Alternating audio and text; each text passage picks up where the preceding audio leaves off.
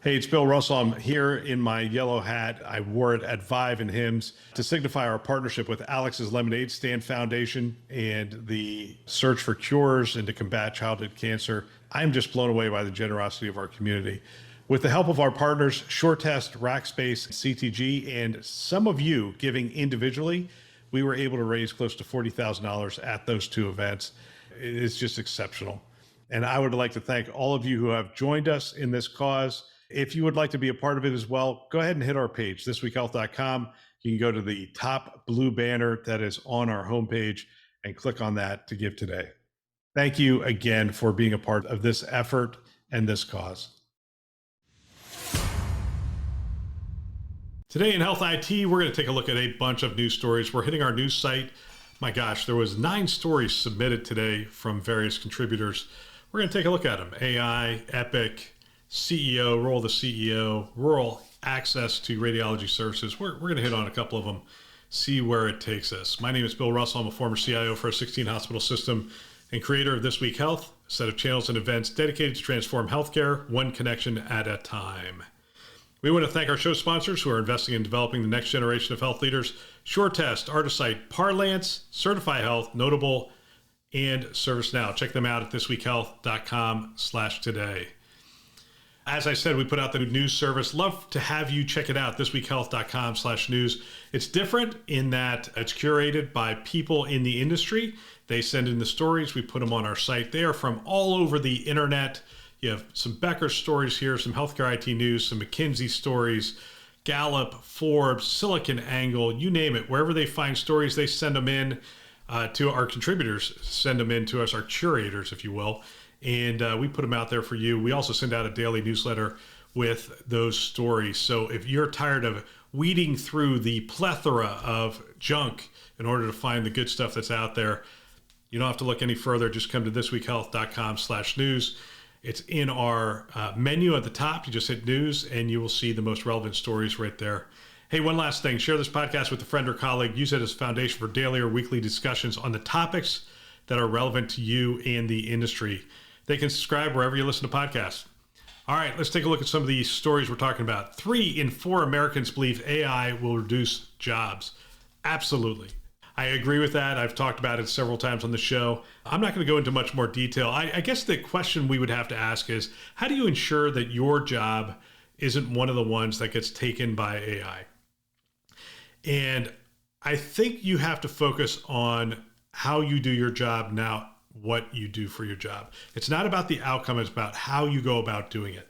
Because AI only has one way of doing a job right now. You plow something through a large language model and it comes out the other side, or potentially a robot and whatever. It's very monolithic in how it performs a job. It's one of the challenges that it has.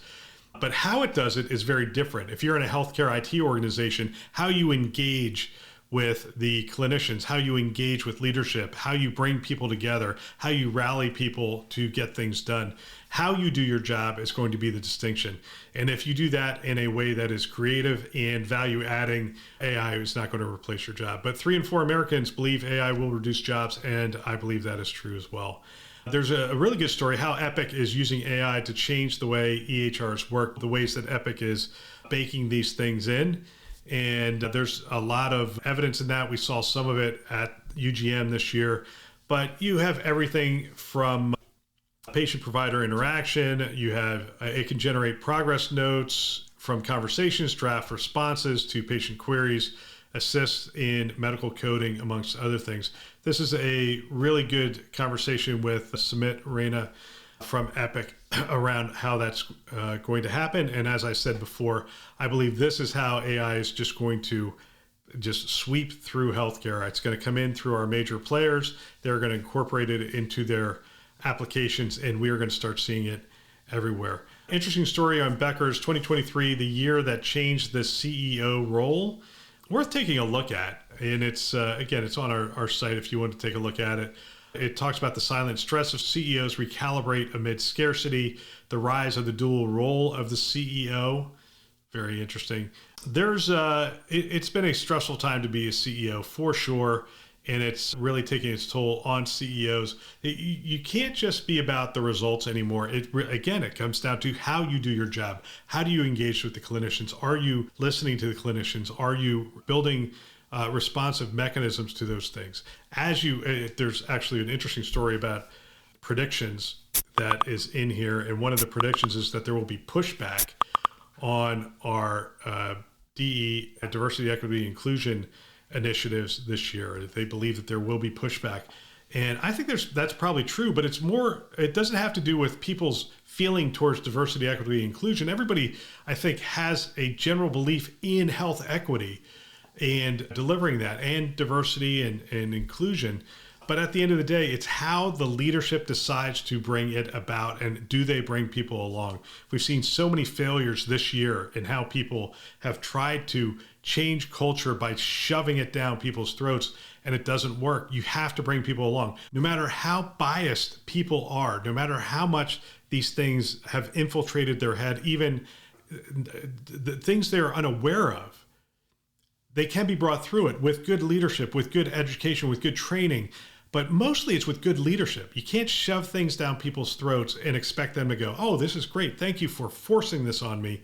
You have to bring them along. No matter how good it is, you could be doing the best thing in the world. If you shove it at people, they generally push back. Even if it's, hey, here's $1 million, you have to take it. As silly as that sounds, when you push things on people, they have a negative reaction to it. Just our natural reaction is push back. So leadership is so important.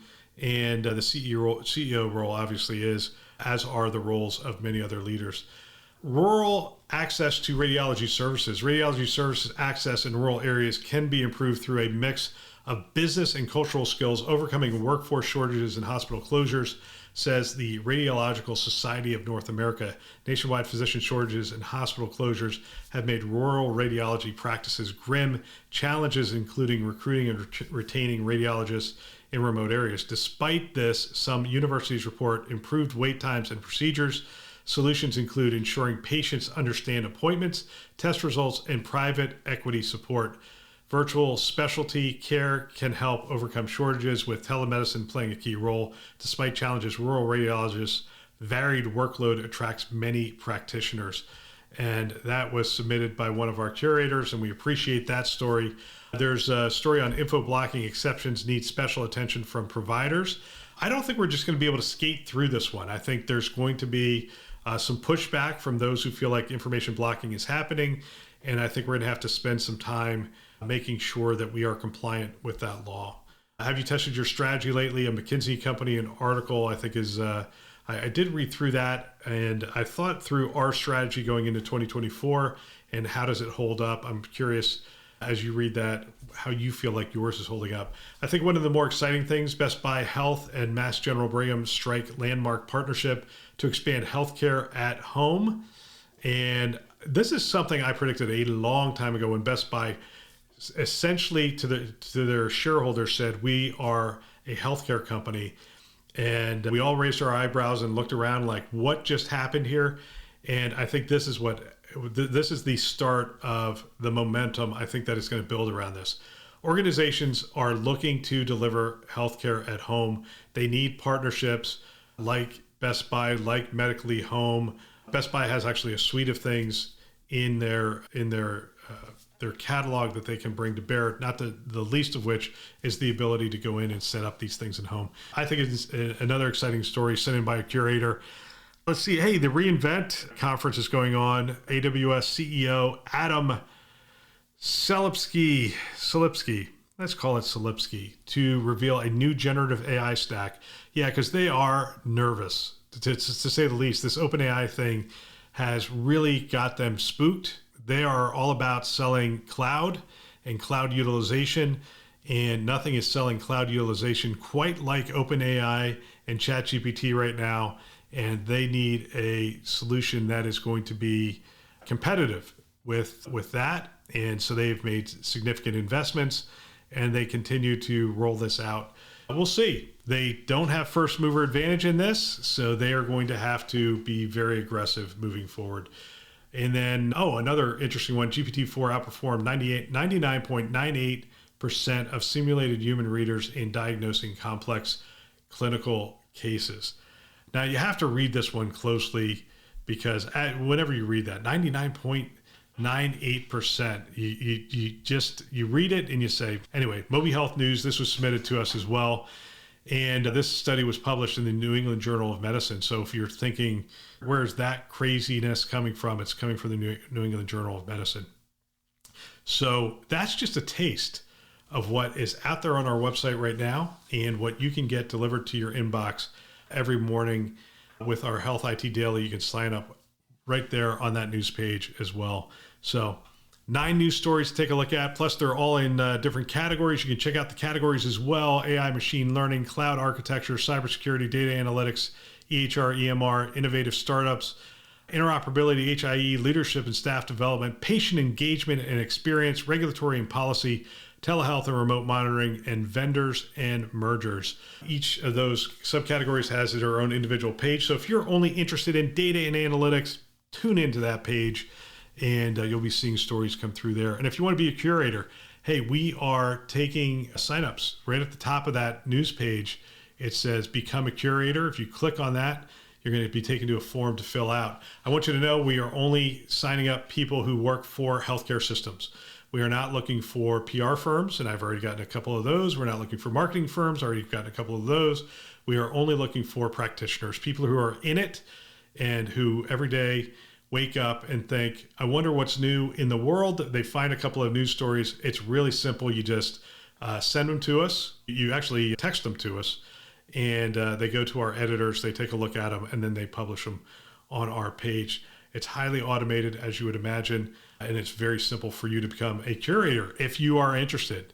All right, that's all for today. Don't forget, share this podcast with a friend or colleague and keep the conversation going.